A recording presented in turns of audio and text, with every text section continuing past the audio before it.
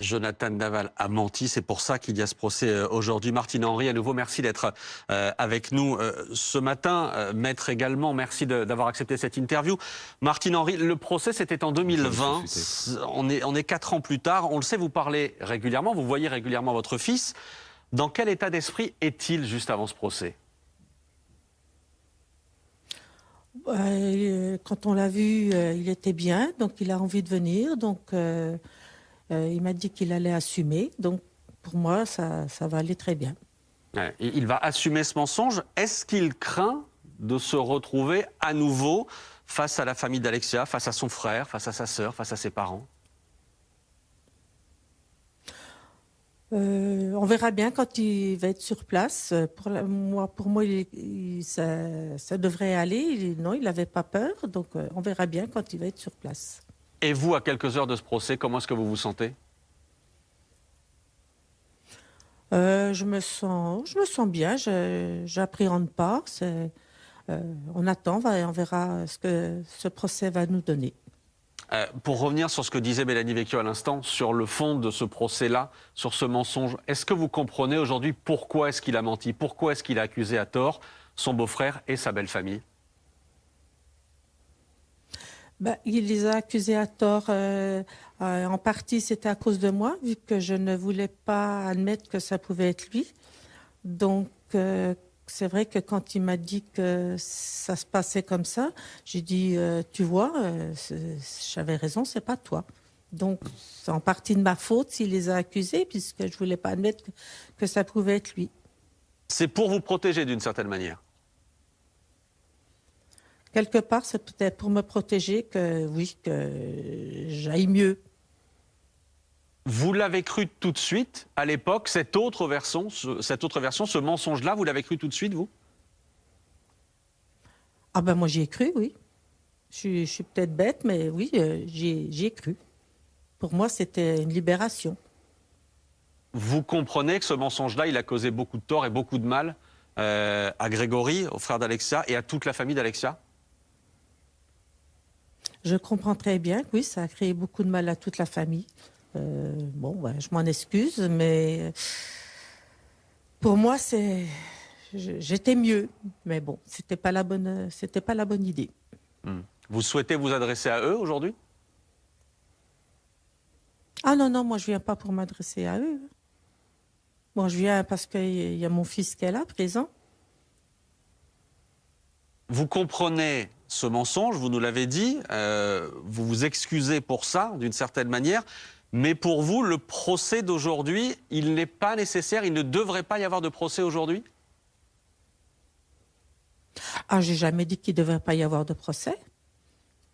S'il y a un procès, on est là, on est présent, mais moi j'ai rien à dire. Je dis ça parce que pour vous, d'une certaine manière, comment dire les choses, l'affaire a été jugée une première fois et vous voudriez, vous aussi, avancer?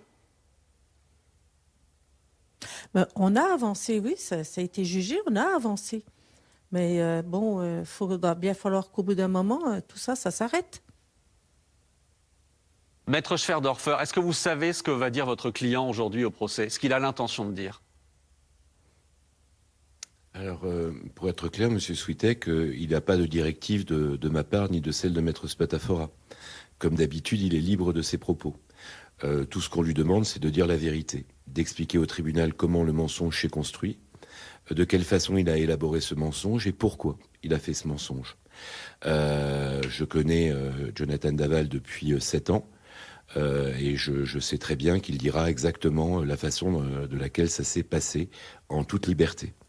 Ça, c'est la première chose. La deuxième chose, vous avez parlé du fait que j'ai pu, parce que c'est moi en réalité, faire état du fait que ce procès était peut-être un procès de trop. Je vous le dis tout simplement. D'abord, Jonathan Daval s'est excusé plusieurs fois auprès de la famille d'Alexia, auprès de Grégory Gay, après la confrontation sur ce mensonge. Il s'est excusé aussi pendant son procès sur ce mensonge, puisqu'on a longuement débattu de ce mensonge pendant son procès devant la cour d'assises de Haute-Saône, et qu'effectivement, aujourd'hui, à part de nouveau s'excuser et expliquer les conditions réelles de la création de ce mensonge, il n'y a rien de plus à dire. Mais vous comprenez que pour la famille, ce mensonge, il ait été insupportable et que ce mensonge doit être jugé. Naturellement, M. Switek, non seulement je le comprends, mais en plus je le conçois tout à fait. Mais il faut savoir une chose, c'est que le procureur de la République de Haute-Saône avait refusé de mettre en place ce procès. Il avait classé sans suite l'affaire. Une juge d'instruction avait été saisie.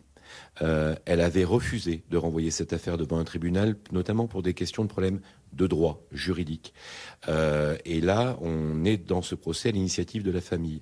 La difficulté que j'ai, et ce que j'ai du mal à comprendre sur cette volonté absolue d'avoir ce procès, malgré l'avis du procureur de la République, malgré l'avis du juge d'instruction, c'est qu'à la fin du procès, en Haute-Saône, à la fin du procès d'assises, la mère d'Alexia avait dit très clairement, il est désormais temps de tourner la page de l'affaire Daval, de tourner la page de l'affaire d'Alexia et de passer à autre chose. C'était il y a bientôt 4 ans. Et nous revoilà de nouveau devant un tribunal pour parler de nouveau de l'affaire et pour ressortir tous les éléments de cette affaire, ce qui, à notre sens, n'était pas forcément utile. Martine Henry, votre fils, Jonathan Daval, vous l'avez dit, il sera là aujourd'hui à ce procès, il a voulu y assister. Sa vie en prison aujourd'hui, elle ressemble à quoi ? Oh ben, une vie comme tous les détenus, hein. Il travaille, promenade, repas, c'est la vie de prison. Une vie quand même particulière, dans une prison particulière où il côtoie notamment un certain nombre de personnalités condamnées comme Nordal Lelandais, comme Guy Georges. Vous confirmez par exemple qu'il a pu sympathiser avec Guy Georges ? Il a sympathisé avec Guy Georges, comme il a sympathisé avec d'autres détenus. Il faut bien qu'ils se côtoient, qu'ils se parlent. Sinon, ils font quoi? Ils parlent entre 4 murs. Donc, c'est des détenus... bon, ils ont fait certaines choses, mais ils sont humains. Donc, il faut bien qu'ils se côtoient, qu'ils se parlent, qu'ils boivent un café ensemble. Faut continuer, il faut bien vivre. Mais de quoi ils se parlent? À quoi ressemble leur vie ensemble en prison? Ben, de quoi ils se parlent, ça, c'est eux qui savent. Moi, ça ne me concerne pas. Moi, du moment qu'ils sont bien ensemble, que tout se passe bien, c'est tout ce que je demande. Hein. Il y a des gens qui lui écrivent à votre fils, des correspondants qui lui écrivent régulièrement? Et il en a eu. Il en a peut-être moins maintenant, mais il en a eu, oui. Pourquoi moins maintenant? Bon, les gens se tassent un peu. Moi, c'est moi qui les reçois, les courriers. On m'en envoie à moi. Ouais. Mais de quel genre de correspondance, quel genre de liaison il peut nouer de manière épistolaire comme ça?